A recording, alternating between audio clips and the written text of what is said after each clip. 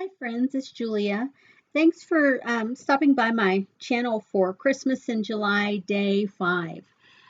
Here you can see I'm working on making some cards, but I'm starting off with making some tags.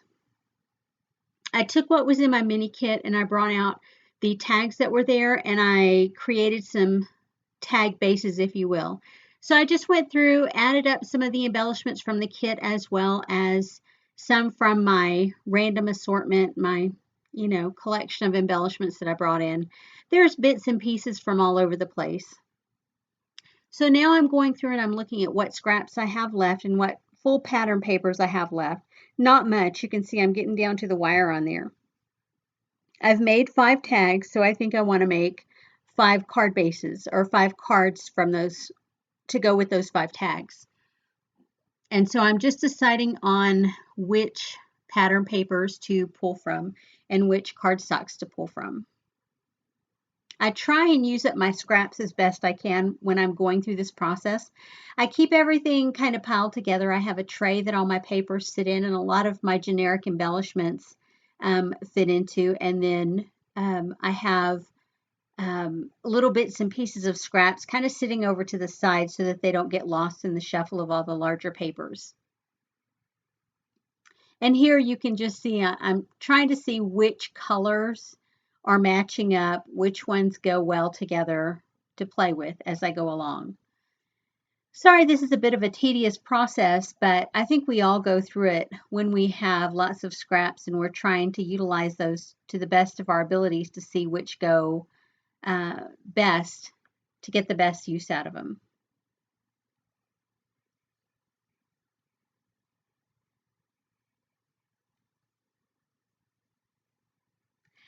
Those couple of pieces there are actually from the carrier sheet when it introduces the kit and which papers are in it. Those were just cut-offs from there.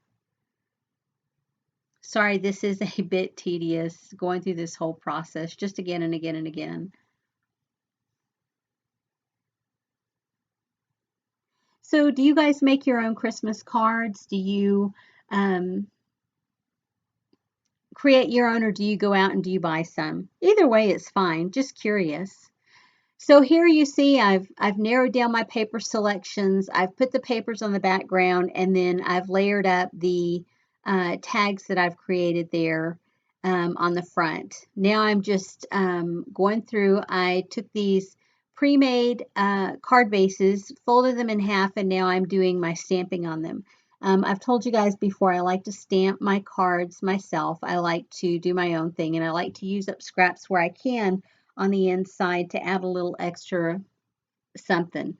It's not that it makes it any nicer or any better than anybody else's cards. It's just I like to add that little extra something. And for me, I can throw that pattern paper in there, and that's all it takes for me to be okay with it. So I'm going through and I'm adding those in. I'm going to get my stamping done. I don't usually stamp images, if you will, on the inside of cards. Ever so often I will, but for the most part, I just stamp a sentiment.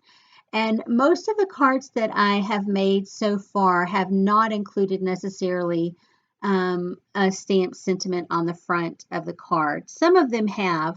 I have stamped some labels along the way and used those on the front. Other times, most of my stamping is done on the inside with the sentiment there.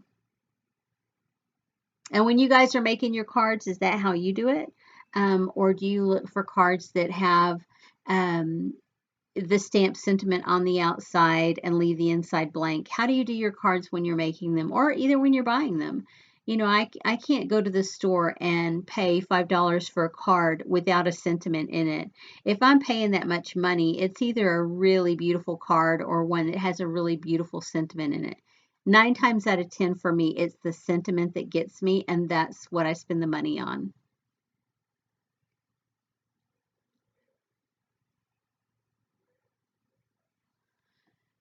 So just working now, I'm going to stamp up my envelopes, and I typically always do put an image on my envelopes.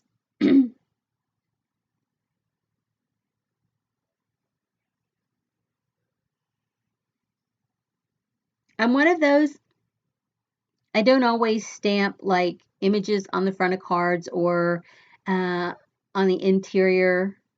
I don't always stamp an image, but on the envelope, 9 times out of 10, it will always have an image stamped on it, especially at Christmas time. Sometimes at birthday times and other times of the year, or whatever I'm sending a card out for, I don't always put those um, images or the images on the front of the card, but or on the front of the envelope, but more often than not at Christmas time I always do. Only because it adds that little extra something. And again, it's Christmas time. I have dozens of stamps that are for Christmas, and how else am I going to use them? It's not like pattern that you can use up or pattern paper or cardstock or embellishment pieces that you can use up. You've always got stamps, and so why not use them?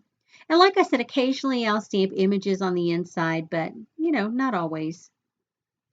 I think that was one of those last minute thought processes to ink those cards as I went along, um, the bits and pieces that I'm adding on here. Um, that started off as a pocket page card that was a cut apart, and I layered up embellishment with the felt piece as well as that printed image piece, and then a bit of bling.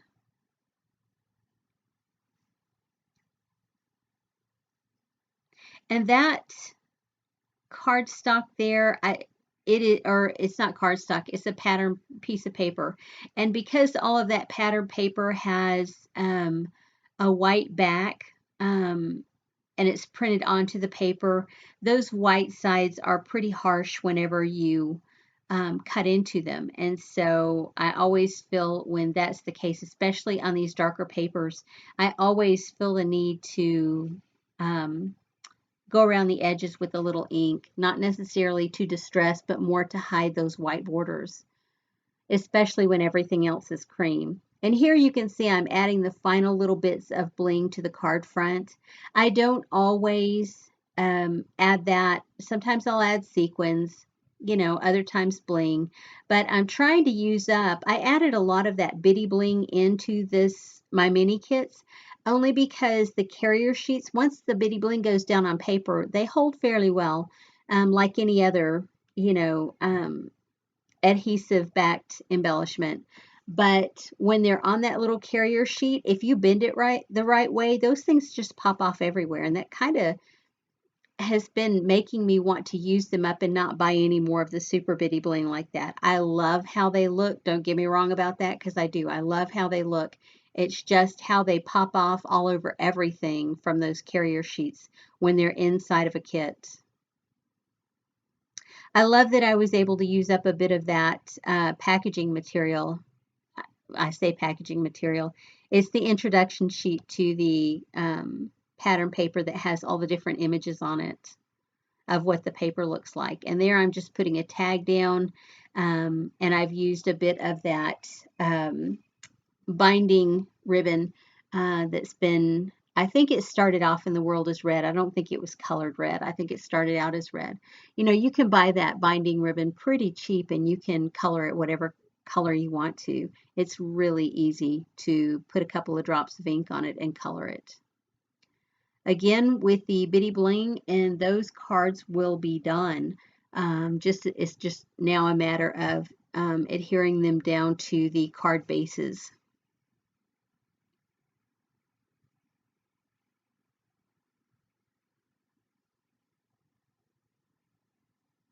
And that one actually, the one with the white Christmas tree felt image on it, that part that says holidays, that is a portion of a generic store-bought card that I got in the mail from somebody over the years, and I cut out that piece and kept it because I thought it looked really cute as just a little embellishment or a tag or whatever. I kept that out and I cut it out of the original card, and so now I have that as an embellishment. And that just tickles me beyond anything else to be able to use those recycled bits on cards that I give out. And so there you see the card's done. Very simple, very clean looking. It's not anything, it's not rocket science how I put these cards together. And I hope I have inspired you to get into your stash and create something. If you do, please leave me a link below. I'd love to check it out. Anyway, thanks for sticking around for Christmas in July, and I will see you again tomorrow. Thanks, guys. See you on the next video.